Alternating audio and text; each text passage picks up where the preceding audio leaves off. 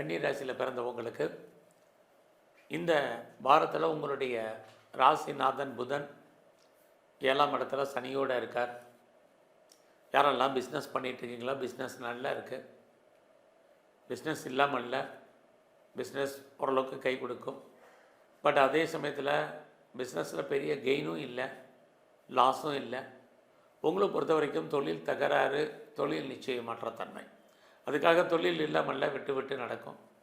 So புதுசாக அஃபேருக்கான possibilities உண்டு. உங்களுடைய வெளிநாட்டு தொடர்புகள் அத்தனையும் சாதகமாக இருக்கும்.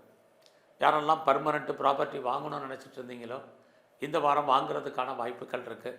ரொம்ப நாளாக இடம் வாங்கணும், வீடு வாங்கணும், அல்லது வீடு கட்டணும், அல்லது கட்டின வீடு வாங்கணும்.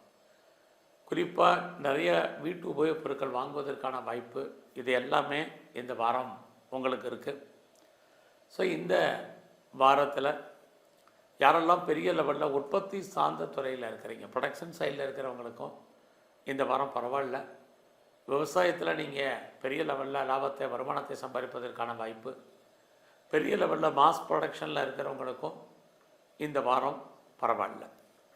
ஸோ இந்த வாரத்தை பொறுத்த வரைக்கும் வாழ்க்கையில் உங்களுக்கு எல்லாமே இருந்தால் கூட ஏதோ ஒரு விதத்தில் நீங்கள் அன்சாட்டிஸ்ஃபைடாக இருப்பதற்கான சுச்சுவேஷன் நிறையா இருக்குது. ஆகையினால இருக்கிறத வச்சு சந்தோஷமாக இருக்கிறதுக்கான வாய்ப்பை நீங்களே உருவாக்குங்க.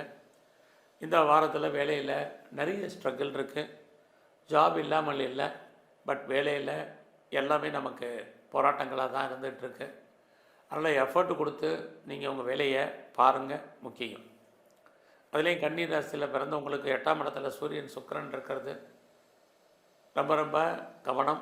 எதில் கவனம்? தேவையில்லாமல் யாருக்கும் கடன் கொடுக்கறது, போக்குவரத்து, வெஹிக்கிள்ஸு, வண்டி வாகனங்களில் எச்சரிக்கையாக போயிட்டு வர்றது, இதெல்லாமே ரொம்ப முக்கியம்.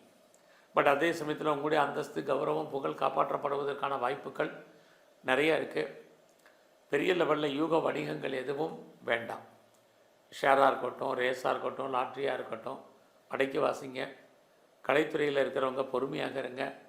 குறிப்பாக அரசியலில் நீங்கள் எதிரிகளை பெரிய லெவலில் ஃபேஸ் பண்ணுறதுக்கான வாய்ப்பு, எதிரிகள் விஷயத்தில் ரொம்ப கவனமாக இருக்க வேண்டிய சுச்சுவேஷன், இதெல்லாமே இந்த வாரம் உங்களுக்கு உண்டு.